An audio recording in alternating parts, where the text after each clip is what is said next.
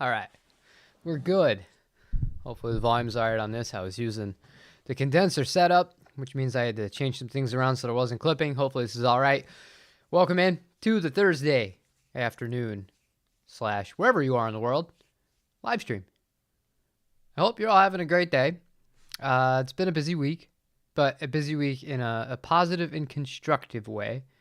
And instead of, if you could tell by the title of this stream, immediately diving into gear and all that fun stuff, and I do have a bunch of gear that we're going to be talking about in the next week or two. I've just been thinking about music itself a lot and working a lot on music. And we're going to get into that in a second once I say hello to everybody who has already checked in. Hello, Paul. Tony from Ontario. Ooh, I miss that part of Canada. That was a lot of fun. I used to drive out there from I-90 in New York, drive all the way through Syracuse, Rochester, Buffalo, and then over into Toronto and to Ontario. And there's some pretty cool stuff out there. That was fun. If I still lived around that area, I would do it more often. And James, how you doing? Hey Scott, you made it. Everyone made it. Excellent. I almost said good evening. Afternoon, Marcus and Greg. Cheers from everyone. And Robbo, of course. Cool. All right. So we got some regulars in here. So I want to talk about some of these song ideas and stuff like that. But the second thing in the topic is where I want to start. And this is what started a lot of my creative process and something that I feel like we all go through as guitar players and musicians. Like you'll hit a wall almost where like you're playing the same thing and you're playing the same kind of riffs. And it feels like even when you sit down to practice, you're like, all right, I'm going to sit down to practice. Or like, oh, I'm going to sit down to write. It feels like you're just running in circles, so to speak, right? The most important thing that you have to do throughout your entire life, in my experience as a musician, if you want to be creating your own music, is to actively seek out and listen to new music. Not just in genres that you like, by the way. You'd be very surprised sometimes that you could pick up from stuff that you wouldn't normally have given a chance. It's so crucial. And the second part of that is actively listening to it, not just enjoying the music, because I mean you should do that, but thinking about the decision making behind all the compositions in these different genres can really give you a fresh perspective. And especially for people that mainly listen to guitar driven music where the guitar is one of the focal points, when you listen to other styles of music where there's a lot of other moving parts and the guitar is very, very, very supplementary to it, whereas it's not a key feature whatsoever. Once in a while, there might be a solo or something like that, or a section of the song where it really stands out. But for the most part, it ain't about the guitar. It's about all the other instruments, the vocal, whatever is carrying the melody at that time.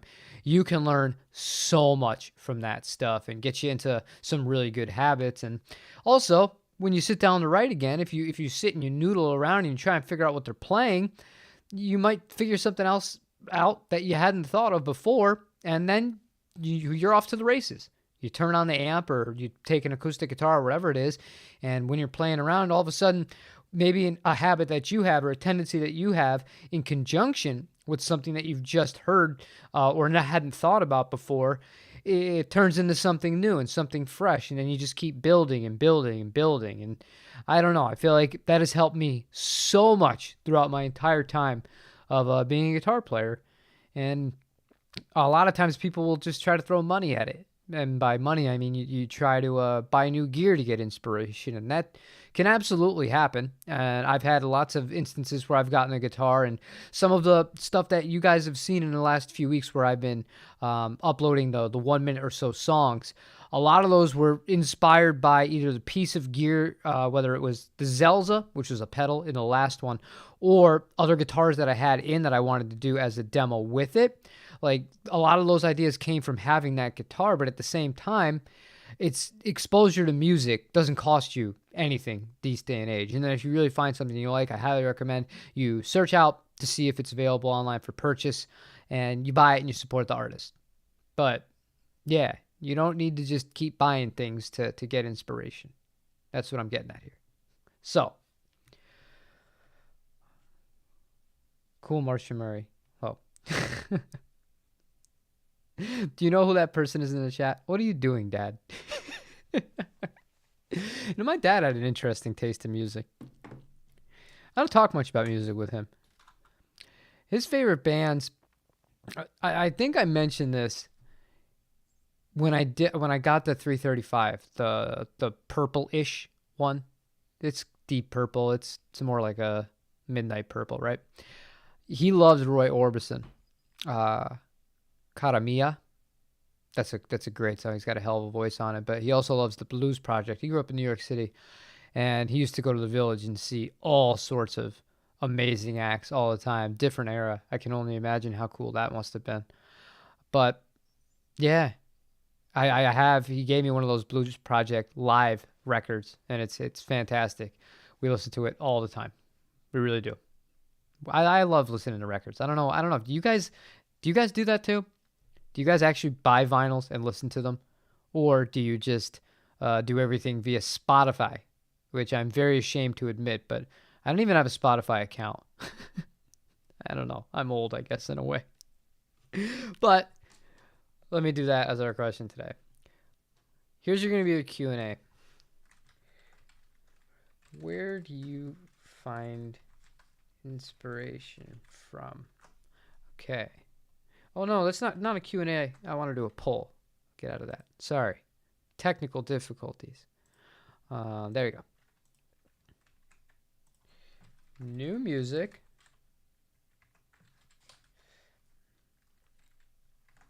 New gear. Things outside of music. All right, you got 3 options. Probably could have come up with more here, but I figured 3 is a safe way to do this, and we'll be all right. So please vote if you haven't already. Cool. Yeah, it's been a hectic week in such a positive way. I really wish that I could live stream some of the Pro Tools stuff that I have with sessions on it, but one thing that I have found problem, I hate this word, to be a problem, I won't use the other word that is problem in it because it just annoys the hell out of me, is the issue of copyright when you're posting stuff you're working on. And that still freaks me out. I mean, granted, I'm not one of these gigantor YouTube channels, but I don't like the idea of potentially showing people things that I'm working on very hard and then having that idea lifted from me and copywritten before I'm done with it. That seems like it would suck really bad. Really, really bad. So that's part of the reason why a lot of music that I've I work on, not for gear demos, not for anything other than just myself. I don't post much of that until it's done. Like I did with the record I did with my friend Dave. Posted one of those songs in full because it's copyrighted. It's all good. We're fine. Jay Black and Jay and the Americans. Oh, there you go. See, I got messed up. See, I knew you'd correct me there. Hey, Slacker Deluxe, how you doing today, man? But you have all your albums, cassettes, and CDs. Prefer to listen to them. I have Amazon Music with Prime, but I sadly ever use it. The weird thing about Amazon Prime is I feel like I'm subscribed to like 5 different things on it, and I don't want to be, and I never intended to be. I don't know if there was some sort of accept all button. That's a good reminder. I'm actually going to make a note to myself. I have to go in and cancel that because it's just like, they're all little charges too. It's like $1.99 here, $3.99 here. Like I don't listen to books on Amazon. I don't listen to books in general. I don't like that experience. I know a lot of people that do that, and they find great value in it and multitasking and stuff like that. Like my wife listens to audiobooks all the time. But I'd rather just like dig my nose into the book, which, results in me reading less books than I used to because it's just a time thing. But if I'm going to do it, that's how I'd prefer to do it. And then there's some video service. I guess, and some other weird thing. I don't know. But, these people, they nickel and dime me to death. They nickel and dime me to death. So I got to go in. Thank you for the reminder. I got to cancel all those ones I don't use. Maybe even the Prime itself. I don't know. We'll have to see how it goes. Once online, isn't it kind of copyrighted? No. Unfortunately, that's not how it works. Sadly.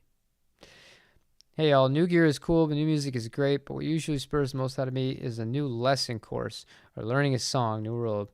Playing usually inspires me the most. There you go. I think a combination of two of those things will lead to very good success.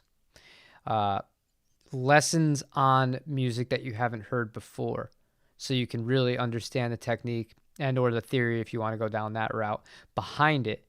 Then once you develop the understanding of it, you can recreate it, which is part of the reason that I'm not a huge advocate for guitar tablature, just like by itself, like Google a song and how to play it.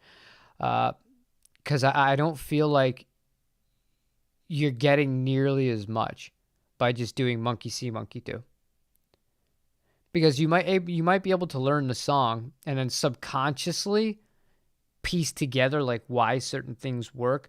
But if you put in the work and you do grasp why that chord was chosen there, or what order they're being used in, or what you don't even need to know anything about modes and scales. Like that's the one thing about guitar that kind of like it's really unique to guitar, the obsession that guitarists have with modes. Like other people that play other instruments, like this is not something that is nearly as focused on. But you can get a grasp for so much in key changes. You can hear how to modulate or how they modulate it in a song. And then if you can break it down structurally yourself afterwards, when you have the knowledge of just baseline theory, you can recreate it.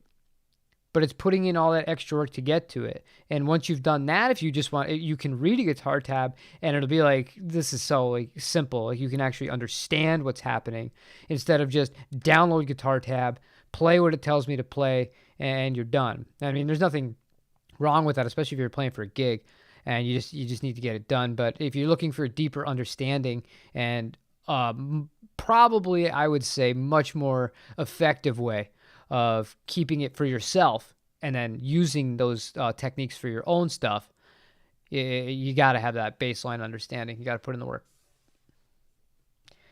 But yeah, it's just a combination of things, man. But the new gear is it's weird. It's weird, and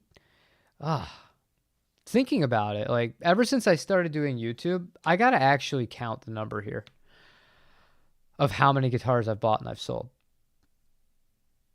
And I only say that because, first of all, like the magic of it is kind of gone somewhat. Like I don't get as excited when the truck is coming. It's more like, this one's coming in and this is what I know I'm going to price it at. And hopefully this sells. And hopefully some guy doesn't list it for something it shouldn't sell for, or way under, or something like that, and right before I get mine. But as a whole here, like, it's just been weird. Honestly, it's just been weird. I have never played this many guitars in this period of time, within like 2 or 3 years, I would say, than ever before in my life. And that was even with going through, probably what the average person that is a little more gear obsessed than normal would go through. Maybe like 4 or 5 guitars a year.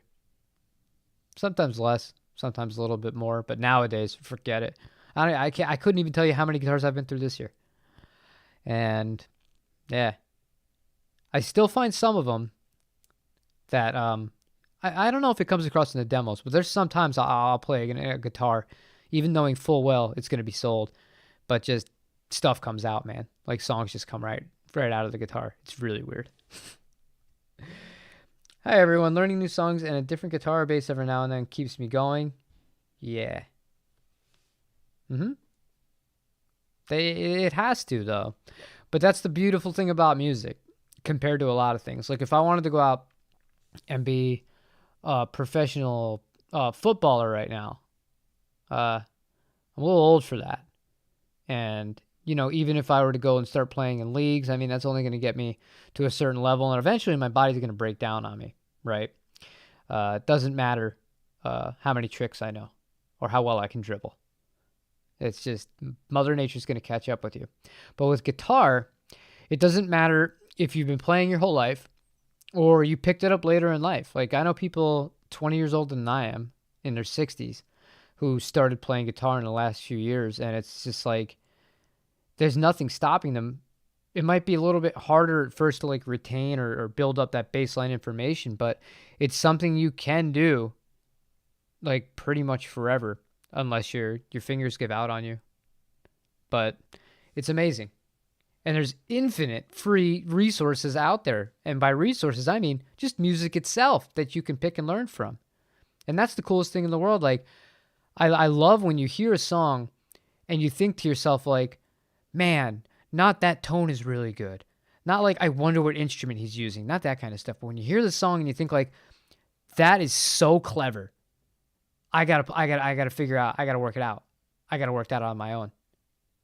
That's the stuff to me that I get really excited about when it comes to new music. From the selfish standpoint of a guitar player. Father Time is undefeated. Unfortunately, yeah, I haven't found a way, and I don't think we're ever going to. Never going to. Yeah, the new guitars, yeah. It's weird. And we went a little bit here without too many buying and selling guitars, mainly because nothing I have is selling. You can't give it away. Can't give it away. I'm trying.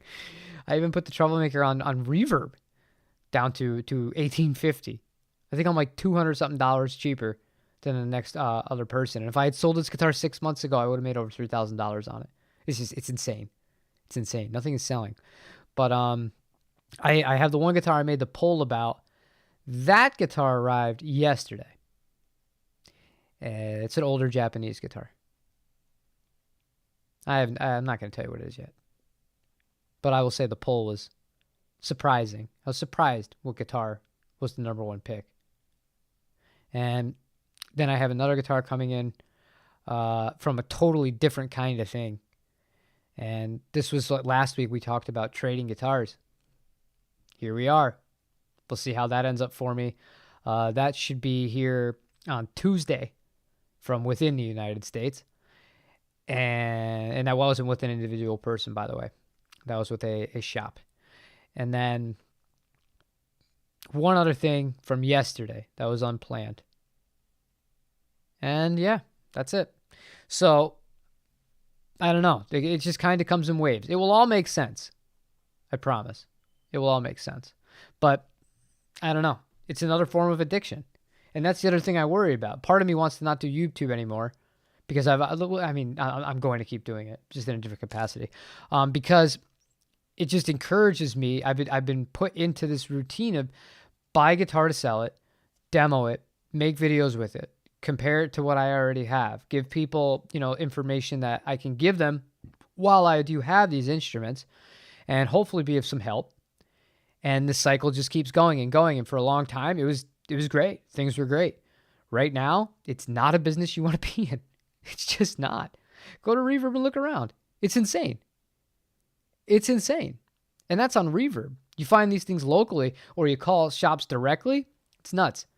Like on the gear page this morning, there's a guy who was baffled that his SEPRS hollow body wouldn't sell for $750 locally. And multiple people pointed out, like, you can buy an open box one from Pro Audio Star for 44% off new for $670.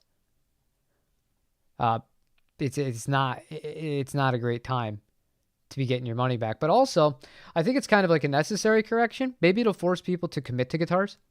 And maybe the prices will start to bottom out a little bit because a lot of people's expendable income, especially in our bracket, and I speak for, us, like on things like guitars, it's not there anymore.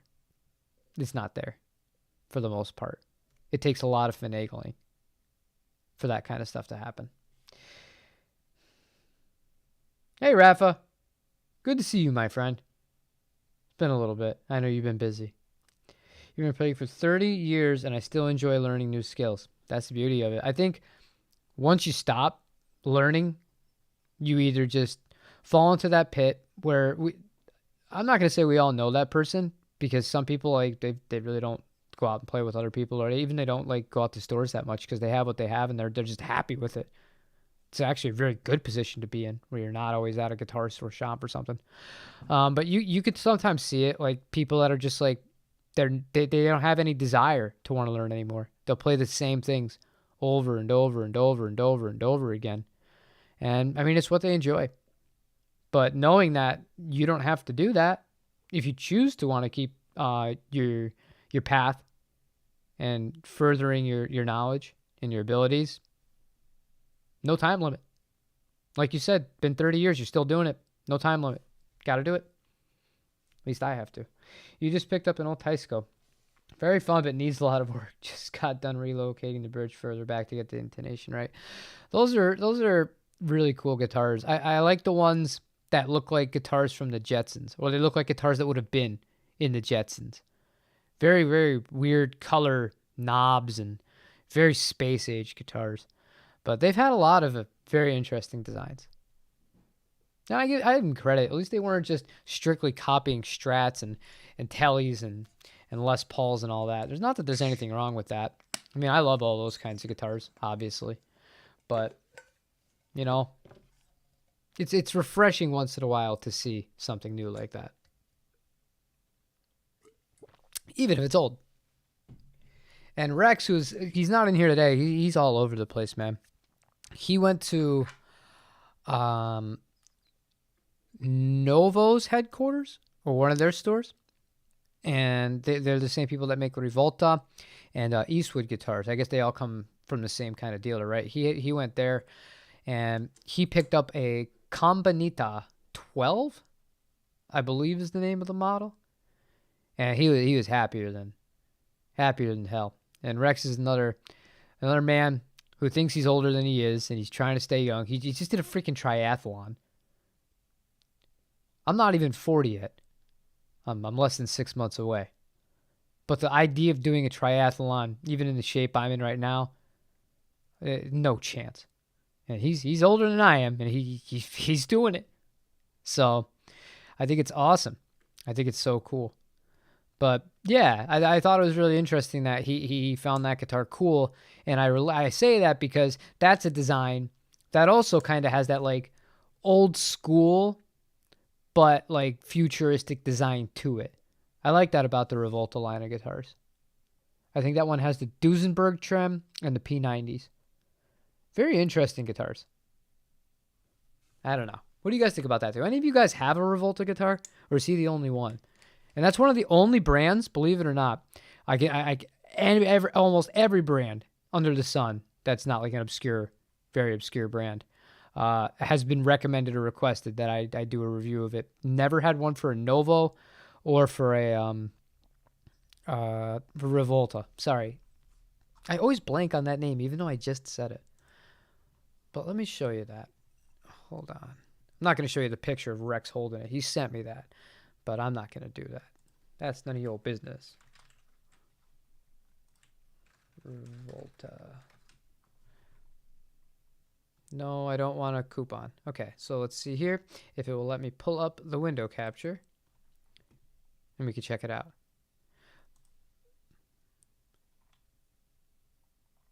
Or is it not going to let me? I'm telling you, it really doesn't like me anymore. No, it's really not going to let me do it. I think I have to reinstall this onto my computer because I haven't been able to select a window. This happened last week too when I tried to pull up something on the screen. It didn't end up working out. Oh well, if you want to look one up, look it out. Rivolta. And I also saw that there was some, oh God, who was it? Maybe it was you, Rafa. Maybe it was you. Like last year. I swear it had to have been. A British company called Sharegold. Is that right? They have a new guitar that's going to come out that you're never going to see on this YouTube channel. And I don't say that because I dislike it. Actually, I like the design of it. But the reason I say you're never going to see it is Tolman don't sell it. And the only places that do sell it are in the UK and the Netherlands, from what I've seen. And I'm not paying the import duty on a $380 Euro guitar and the shipping on top of that. No. But it looks like a futuristic Cabronita, but it has the German carve in the middle, similar to Greg Cox Reverend and like the old Ventures guitars, the Mossrights, the Telstar, yeah. Yeah, the Telstars, I think that's a really cool design, man. It's like super modern too. I believe it had like a 16-inch radius on it. I hate the Laurel. That's the only thing that like I can't stand Laurel fingerboards. They look like crap and they feel like crap. But the rest of the guitar, like it is very, very well designed. It's got Filtertron style pickups, hardtail, cool headstock. It's just a really, really nice guitar. They pick cool colors for it. That's a guitar that, I would be open to just checking out. But yeah, I thought it was cool that it was as inexpensive as it was, $380. You wanted to play a Novo? Yeah, I would like to. I'd like to play a lot of those guitars. Novo especially because people say Paul Reed Smith has the best like marketing out of the big guitar brands. Out of them, Fender and Gibson, I think you could make that. You could. It's between that and Gibson at this point, because Gibson have really turned this thing around as far as their marketing goes. But I would put Fender a distant third. When I think of like the crafty brands, I follow Novo on Instagram. They will tell people that they're making like only a few guitars or whatever. Like they'll announce when one guitar is going for sale, like 10 a.m. Eastern Standard Time, and it's gone. It's gone. Like they totally have this nailed down. And people love their guitars. They're a brand that, sure, you could maybe say they just don't make as many guitars, so there's not going to be as many available on the used market compared to a brand like Paul Reed Smith or Fender or Gibson or what have you that make guitars on a grander scale. But they're guitars that a lot of people, they buy it and they're done. So that'd be really cool to do. That'd be really cool to try one of those and see what all the hype's about. Because I've never played one. Never played one. And the Revoltas, if I was going to pick one, it would be the one Rex got. I believe it is the Combinita 12 that has the Duesenberg on it. And I think it's a 25-inch scale length with 24 frets. Although I'm not sure how you're going to get to the 24 frets because it looks like on the horn closer to the bass side of the guitar, it don't look like there's going to be enough give to be able to get up there. But it reminds me of like a 330 where the frets are there, but your hand's not getting there. Okay. You try the Revolta and it felt quite plasticky on the neck. That's interesting. That's interesting. Like a Squire in that kind of way? Because the best selling point of that 40th anniversary is it doesn't feel like a classic vibe. I hate the plastic feeling on the classic vibe back of that neck. I can't stand it. But that one does not have that. It's got like the satinous finish. It's much, much, much nicer to play. But that'd be interesting. That'd be very interesting. The Regatta. Now, which one's the Regatta? Okay, so it's not working on my computer. I apologize. You're not even going to be able to look in real time with me on this. But I do want to just pull it up for myself to see which one he's talking about. Oh, is that the one that's supposed to be like a hybrid 335? Yeah. Looks good, man. That looks good. Those are Korean made too. Ooh. Very nice. Low stock. Only 4 left in stock. Better run out and buy it. Better run out and buy it right now. Nah, that's cool, man. It's a lower price guitar that the share gold. Oh yeah, you're still talking about those ones. Love the Novo Lake Como finish. Such a beautiful blue finish.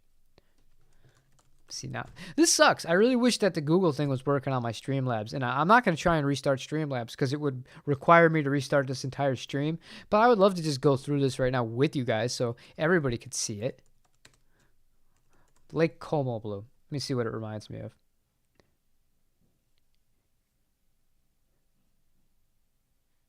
Do you know what that reminds me of?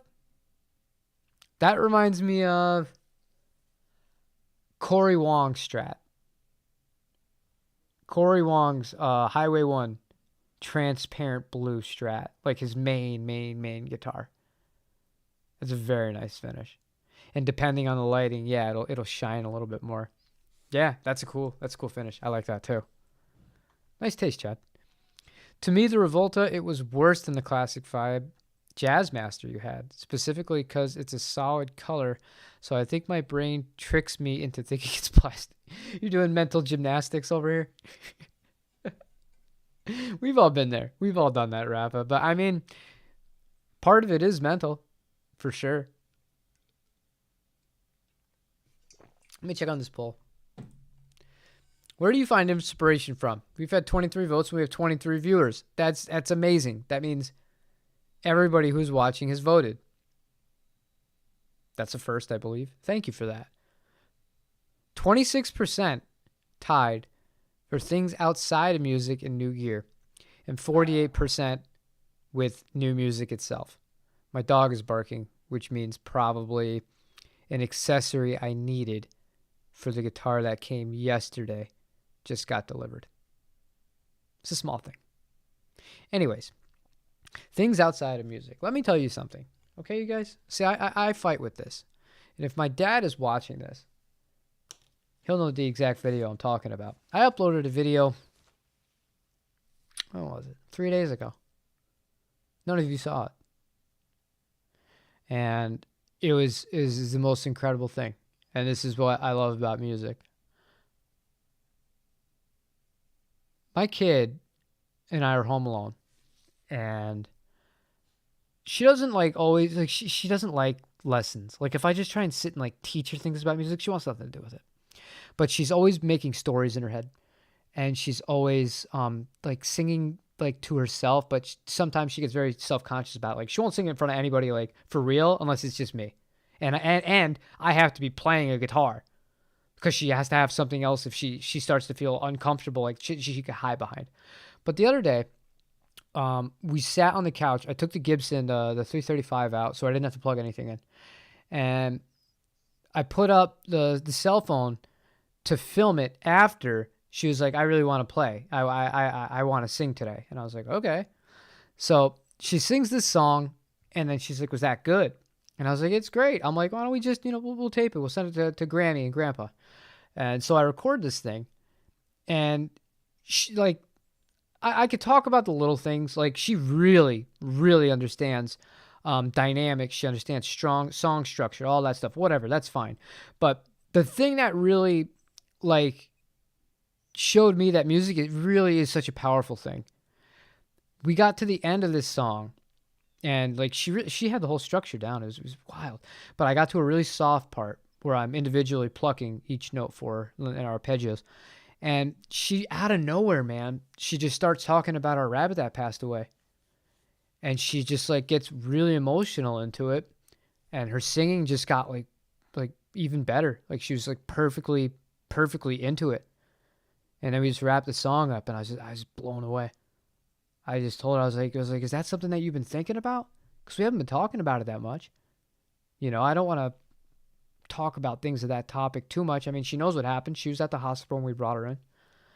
But like, just knowing, like in her little brain, she knew that was the way that she could talk about it without being told this is how some people deal with things like that. And it just came right out, 6 years old. It was unfreaking believable. And it was so good. It was magic. And I know everybody says about their kid. But that really was just past that, just the whole experience of it was wild. We continued to play for a 35-minute set after that. I recorded the whole thing, but I uploaded that for my family. And I will never share that with the internet, unfortunately, as a wide-scale thing. We've been over this in the past. I will never use my child for clicks on YouTube, even if it would be effective. I won't do it. I won't do it. Anyway, that was my little story from the week. One of them. But man, it's incredible. Really is incredible. That's the kind of stuff that makes me proud. Because without teaching her that stuff, like directly, like this is this is structure, this is that. Like she's heard so much of me playing and music I listen to. It's just like just went right with her. Just total natural. She just needs the confidence to be able to sing in front of other people. But if she wants to do it, she'll figure it out. But even if it never becomes more than that, nope. That's way cooler than any guitar in the room. Period. Yeah, thanks, Greg. Sorry. I know I probably lost a lot of people with that because I'm not talking about buying new guitars or budget guitars or anything like that. But that to me was the highlight of my week, which is saying something, because I got to play a lot of music on my own. I got to write some stuff. I sent Ian over some stuff I've been working on. He's like he's my idea base. I just send him stuff over. And yeah, it's all work in progress. It's all really fun. And I got something else in the mail that is not a guitar, a pedal, or anything like that you guys will see, I believe Sunday, that I'm really excited about too. That was not made by me, but it's an original design. And I hope you guys like it. So, I'm going to leave the floor to you guys right now. If there's anything you guys would want to talk about, if you'd like to make any speculations on the guitar that showed up and all that fun stuff, man. I made that community post, and if you didn't see it, if you're just somebody who's rewatching the stream and you potentially missed that post, I said it will never stop amazing me that for $150 shipping from Japan to Florida, I will get the guitar in 3 days, like every time. But if I order something or I do a deal or a trade or whatever it is, and the guitar is shipping from the Pacific Northwest, it's going to cost almost that same amount of money, and it's going to take even longer. That deal, I already told you, that guitar will be here on Tuesday from the Pacific Northwest. Yesterday, I did the deal for another guitar in Japan. Okay? Do you know when that's going to be here? I did this yesterday. The other deal was done last Friday. That'll be here before that. That'll be here on Monday. And the shipping was $20 more from Japan.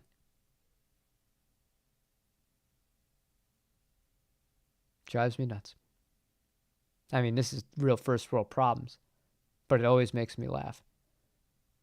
I don't know.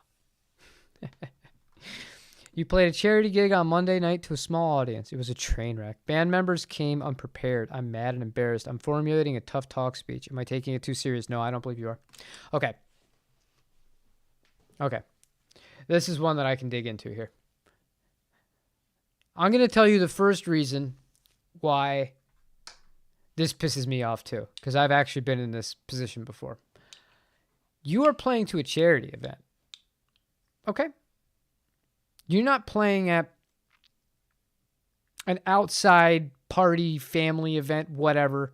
And I'm going to say this regardless of if you were paid or not. I'm going to assume you weren't. But charity event work is very different than just playing a party or something like that, okay? When people, like, if somebody can't take that seriously, then yeah, I'd be freaking pissed. I'd be really pissed. I don't like that. The second part of that comes down to just overall professionalism in general. Now, I don't know the exact situation your band is in. I don't know how long you guys have been together. I don't know what kind of gigs you guys normally play. But I will say, if you're booking stuff like that, I would assume you're playing out fairly often. Right? Is that safe to assume?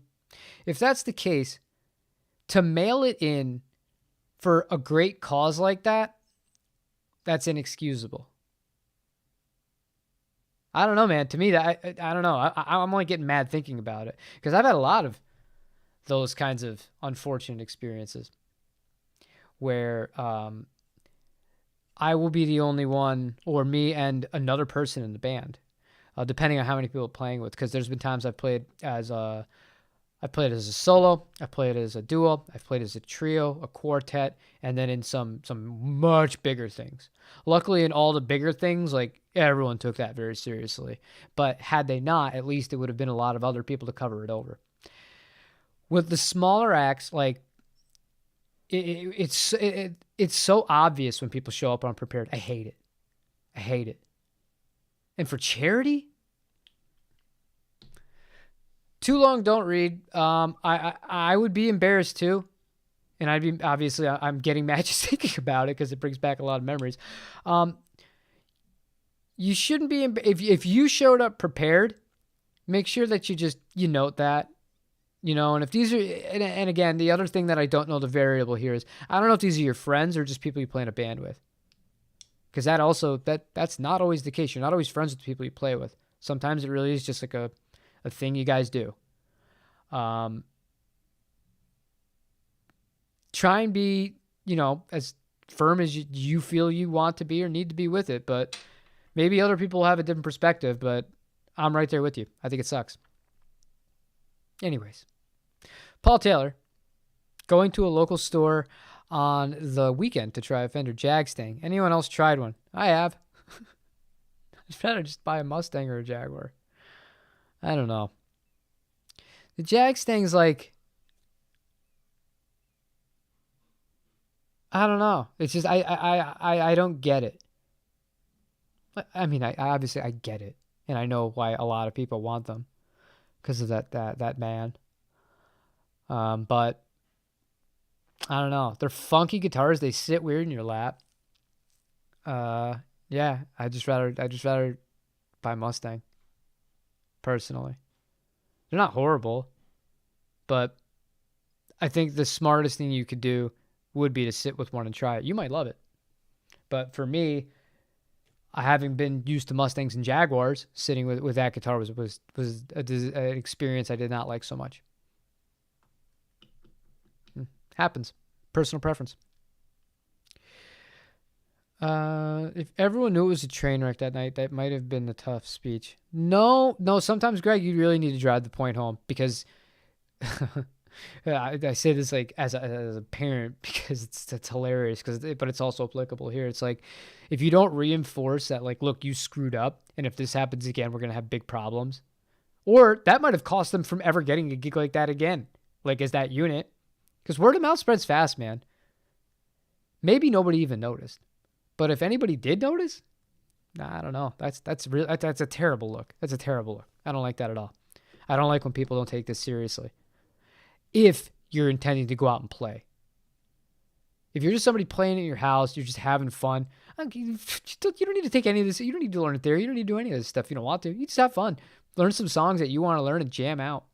Crank up that distortion, the delay, the reverb. Freaking knock yourself out. Enjoy the hell out of it. But once you start doing this, and especially the charity part of it kills me, because if it was just a gig, it wouldn't bother me as much. Still bother me. But yeah, it's so unprofessional. It sucks. Graham, I gig solo every week, regardless of the venue, whether I'm playing covers or pubs in an original venue. I always give it everything. I can't see any other way of thinking of doing things. I'm with you, buddy. I'm with you. I remember years ago, I was told by a guy I was playing with, Dave, actually, the guy I did the album with. We were going to play a pretty decent sized party in Point Loma, San Diego. If you're familiar with the area, it's like Point Loma, and then that's right next to Point Loma. You can drive right through it and get to Ocean Beach, which is OB, which is the Pacific Ocean, and Sunset Cliffs and all that fun stuff, right? So I prepared for this, and it ended up being like a pretty decent sized outdoor thing, but nobody showed up. And like, he was pretty bummed about it, like he thought that more people were going to come. And it's one of those things, you guys, You've had this happen. People say they're going to come. Your friends say they're going to show up. They don't show up sometimes. They don't show up a lot of the times. Sometimes your most loyal people, once you start going and playing, are people you'd never met before you started to go play. But I digress. I he learned from me that day that lesson that you just talked about, Graham. I didn't care. I played so hard, like just having so much fun. I really got into it. And my memory from that was, yeah, there weren't many people there at all. And it looked kind of weird because it was a decent sized, like, outdoor thing. And there was some kids, specifically this girl who had to be like a little bit younger than my daughter is now. And it was a lot of surfy music involved. And every time we would play something a little bit upbeat, and tempo wise, like her dancing was like just the smile ear to ear. That was it. I won the only person in the crowd over that mattered. Like, I'll never forget that. And then afterwards, he was just like, he's like, at first he's like, I almost didn't want to play. And he hadn't gigged all that much for nearly as long as I had at that point. He's like, yeah, he's just like, I was really deflated when nobody showed up. And then he just said, I'm like, it doesn't matter, dude. It doesn't matter because you don't know, like, yeah, maybe only 3 or 4 or 5 people show up. But you don't know who those people are. And even if it ends up not doing anything for your booking or whatever, you land your next gig or the record executive story BS that you hear all a million times, even if you could just make one person's entire day, that's your job. You're an entertainer. That person showed up. That person showed up with their daughter. And the guy thanked me afterwards, just like, yeah, man, she had so much fun, and I'm glad you're smiling, and just like really playing into it and encouraging her. It's just like that's it. And that's always been my perspective. I don't want to half-ass things. If I'm gonna half-ass something, I'd rather just not do it. I almost said a really bad word. But I'd rather not play than half-ass it. I had the first one back in 96 and didn't like it. Tried the new reissues and didn't like them either. But many do like them. Oh, the Jag Stanks. Yeah. Yeah. I don't know. But Graham, I'm very, very happy that we share that in common. I really am. Because I do see people mail it in. I see people mail it in a lot. It's very obvious. They might not think it's as obvious as it really is. But the crowd isn't as stupid as as some people think they are. The crowd picks up on a lot. Even if they're not musicians, they know. They know if you're unprepared. They could tell a mile away. Yeah, it's just this what it is, man.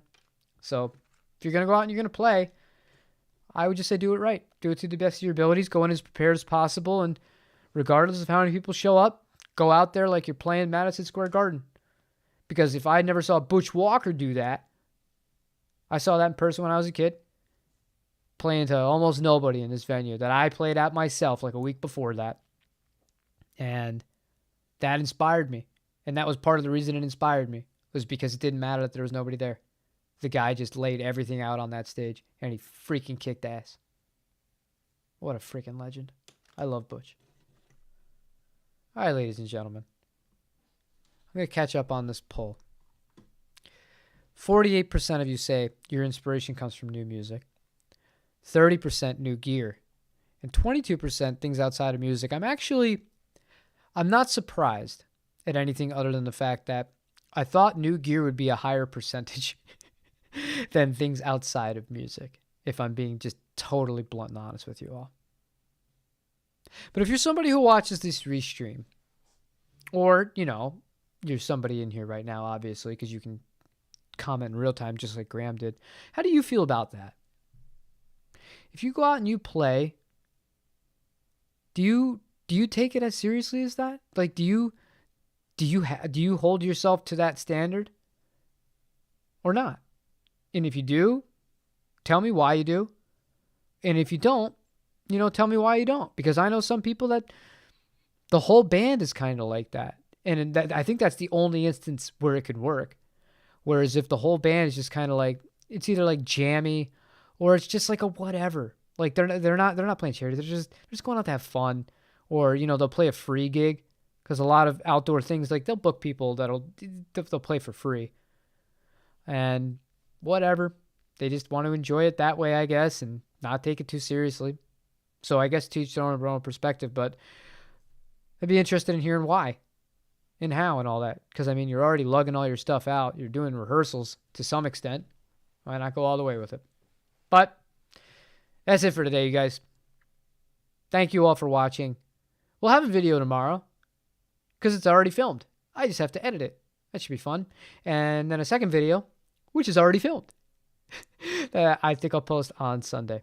But outside of that, thank you all for watching. I love and appreciate every single one of you guys. Play your guitars. Tell your family you love them.